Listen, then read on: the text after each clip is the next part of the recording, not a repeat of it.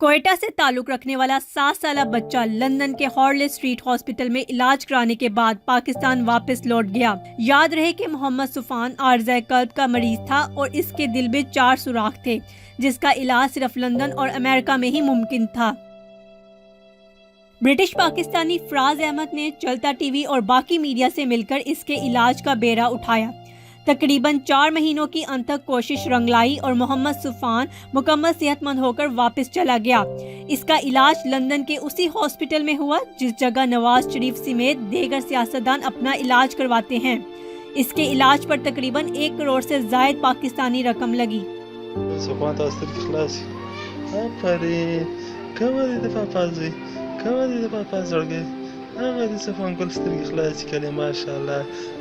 Heathrow airport پر محمد صفان کو چھوڑنے کے لیے فراز احمد اور محمد ساجد موجود تھے۔ اس موقع پر محمد صفان اور اس کے والد بہت خوش تھے اور انہوں نے تمام لوگوں کا شکریہ ادا کیا جنہوں نے محمد صفان کا علاج کروانے میں معاونت کی۔ صحیح ہو گیا، طبیعت ہلکا ہلکا چلو تو تم تو ہم سے بھی تیز بھاگتا ہے یار، تم تو رننگ وننگ کرنے لگ گیا ابھی کوئی۔ ماشاء اللہ ماشاء اللہ، چلو تو ماشاء اللہ سے ابھی تم کو کوئی دوائیاں بھی دکھانا پڑے گی، ابھی تم بچوں کے ساتھ کھیلے گا بھی، کودے گا بھی ہے۔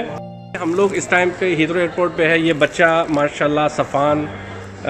پچھلے 2 مہینے سے یہاں پہ کرٹیکل پوزیشن پہ تھا۔ اس کا علاج بڑی مشکل سے ہوا ہے۔ ہم لوگوں نے ایک چھوٹی سی نیکی کے نام سے ایک پروگرام کیا اور اس کو آگے بڑھایا، اور آج ان کے والد کے چہرے پہ جو خوشی ہے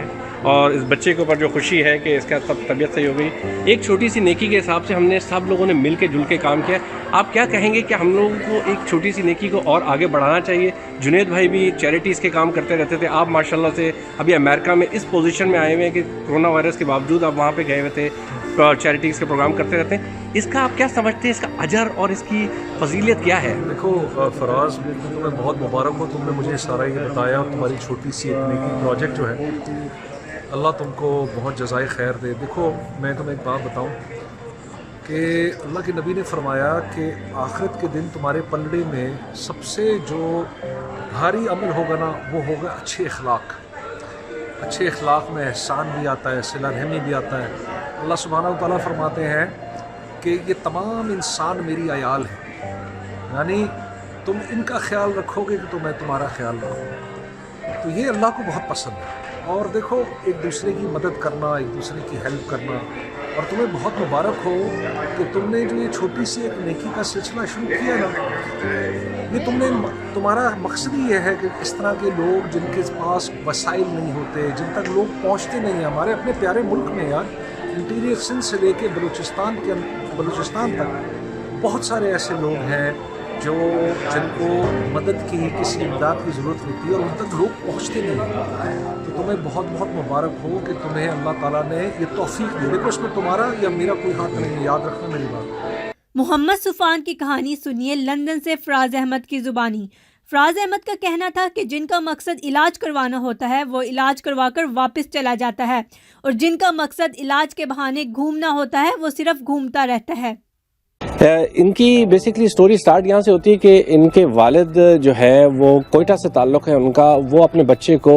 جو ہے لے کے جاتے ہیں آغا خان ہاسپٹل میں بھی اپنا علاج کرانے کی کوشش کرتے ہیں، اپنے بچے کی جان بچانے کی کوشش کرتے ہیں، پر وہاں پہ بھی ان کو وہ ایک چیز جو امید کی ایک کرن نہیں دکھتی ہے۔ اس کے بعد ان کو کسی نے بتایا کہ ملیشیا کے اندر ان کا آپریشن ہو سکتا ہے، ملیشیا کے اندر جانے کے لیے۔ اب وہ ملیشیا کے اندر لے کے گئے اور ملیشیا کے اندر بھی ان لوگوں نے جو ہے نا امیدی کی رکھا،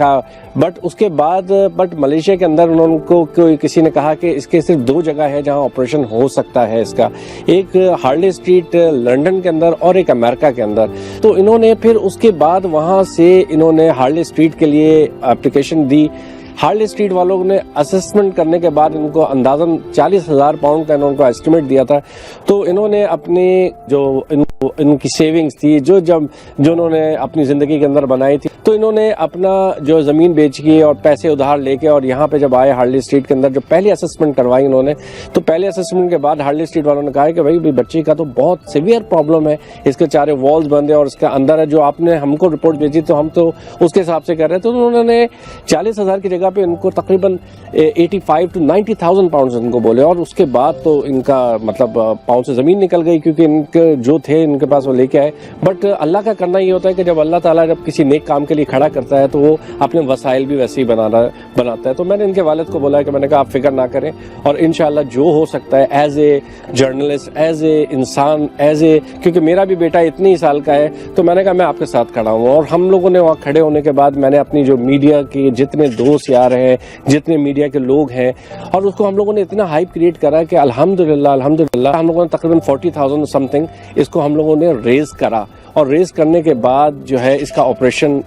اور یہاں پہ آنے کے بعد ان کے والد نے آتے کے ساتھ ہی سیکنڈ ویک میں ہی ہارلی اسٹریٹ لے کے چلے گئے تھے، اور ہارلی اسٹریٹ کے اندر جانے کے بعد انہوں نے تو آپریشن کے لیے اسٹارٹ کرنا تھا، تو آپریشن اسٹارٹ کرنے کے جانے سے پہلے ان کو اتنا بڑا ان کے اوپر ایک بم گر گیا کہ ان کو 40 نہیں ان کو 80,000 اور سم تھنگ کروا دے، تو اس کا آپریشن تو اس سے بہت پہلے ہو چکا ہوتا کہ ان کا آپریشن جو ہے وہ تقریباً 11 گھنٹے سے بھی بڑھ کر ہو گیا تھا، جس کی وجہ سے ان کو